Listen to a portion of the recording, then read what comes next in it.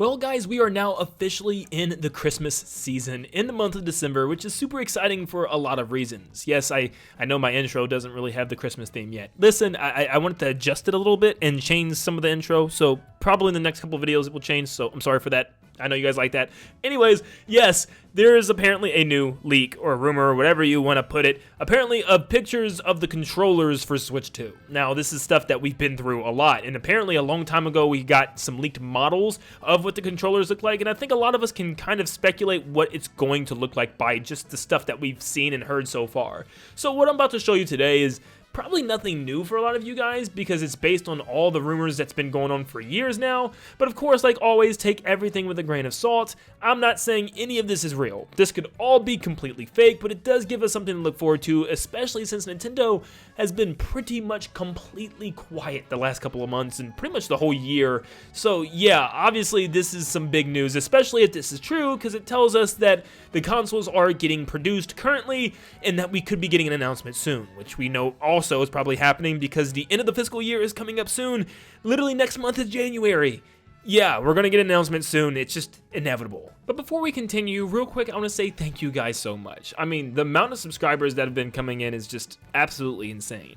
Literally not even posting a video yesterday, you guys got it to 150 unique subscribers. Thank you so much. You guys mean the world to me, and this long wait for Switch 2 is definitely going to pay off eventually when it is announced. But if you are excited for Switch 2, stop what you're doing and leave a like and subscribe. Let's see if we can even beat 150 with today's video, since there is a video today. But thank you guys so much, and let's dive in. So this comes from a user on a Chinese social network called Bilibili, and they've uploaded a very blurry video of what they claim to be the Joy-Con for Switch 2. Now, once again, it's strange because it's an extremely blurry video. Like, we live in 2025 almost, like literally in a month.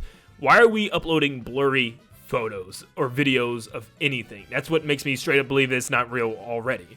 But nevertheless, here are the pictures. So yeah, the Joy-Con, you know, is nothing really super crazy or something extremely strange about them. They don't deviate too much from the original Joy-Con, and there's some noticeable differences, even some that they highlight here in this video. For one, the bottoms of the Joy-Con and even the tops are more curved this time around. Instead of kind of coming into kind of like a square with rounded edges, this time it's almost like a circle curvature from the top and the bottom, making it a lot different with that. They seem to both have IR sensors on the bottom now, which normally was always underneath the right Joy-Con. This time it looks like both of them have that little IR screen thing at the bottom, which is interesting. Also, on the right Joy-Con, there seems to be an extra button. We know on the left that square button beneath the A, B, Y, X buttons is actually just a capture button. So what in the world could this button be on the right Joy-Con? Is it just another capture button? Does it do something else entirely? Maybe the one on the left takes pictures and the one on the right takes video? I don't know. It could just be some new function or something that goes within the UI interface that we just haven't seen yet. We are going to have to wait and see. Also, it could be the fact that the right picture is zoomed in more, but to me, that left Joy-Con, the stick actually looks a lot smaller than the one on the right. Once again, it could just be because it's zoomed in and it just the way the angle of the camera looks here, and the fact that this picture is just so incredibly blurry, you can't even really tell. But yeah, it definitely looks like maybe that left one could be a little smaller. It's hard to say. Picture number 2 shows off the back of the Joy-Con, which has this new added paddle for some reason. Now, this is something, once again, we were seeing in the models and the leaked diagrams of what they were supposed to look like.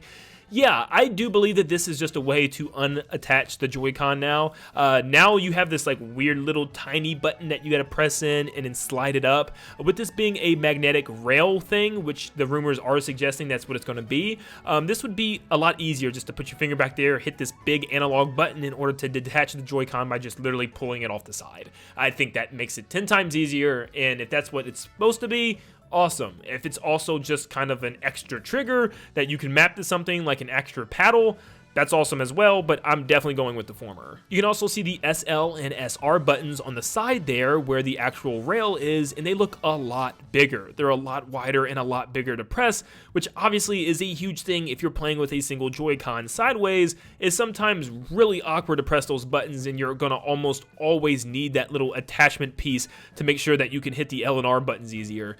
this is definitely a lot better. Just having bigger and wider SL and SR buttons. And we have another image of the side of the Joy-Con here showing off those big SL and SR buttons again, but also you can see more of the rail system, which is a lot different. There's like this big hole imprint and then a giant rectangular imprint in the middle.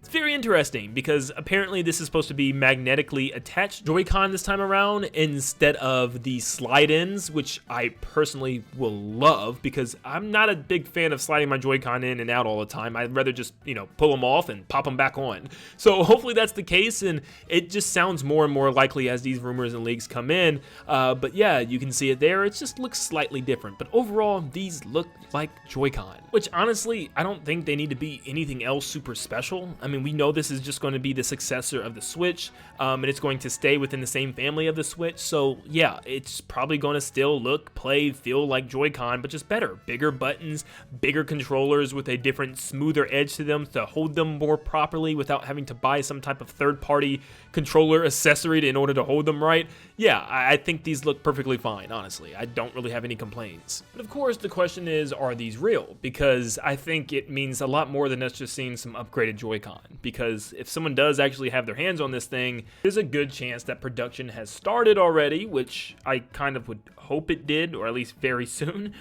because yeah, we're already almost gearing up for the beginning of next year, which we have no clue of anything huge coming next year. Like I said, outside of Donkey Kong Country Returns HD and Xenoblade Chronicles X Definitive Edition, they kind of got to reveal something, and with the fiscal year also coming to an end very, very soon as well, it's kind of just more evidence that we are nearing the end of this long wait, and thankfully, because it has just been a long time, which is also something that I wanted to talk about before wrapping up this video. And the question that I have for you guys today is, do you think this is a good transition for Nintendo? Because I know a lot of people like to compare it to the Wii U, where there was literally no Wii U games and we were just waiting for the Switch at that time, where at least we're getting games to play as we wait for Switch 2.